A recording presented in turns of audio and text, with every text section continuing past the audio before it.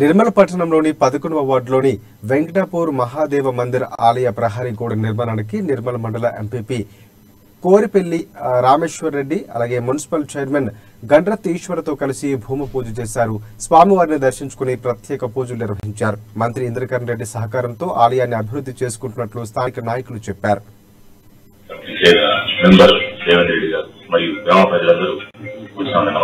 వెంకటాపూర్లో శివాలయానికి మహాదేవ మందిరానికి 20 లక్షల రూపాయలతో కాంపౌండ్ వారు ఇప్పుడే ఈశ్వరనగర్ ఆధ్వర్యంలో వారి ద్వారా భూమి పూజ చేయడం జరిగింది.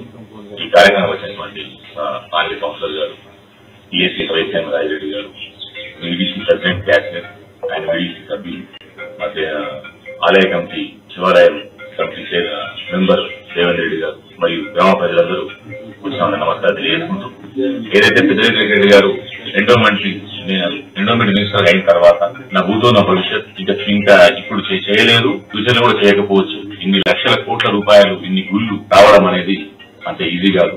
ఇది తెచ్చినందుకు ఇంద్రకరణ్ రెడ్డి గారి కృతజ్ఞతలు తెలియజేసుకుంటూ మా వెంకటాపురంలో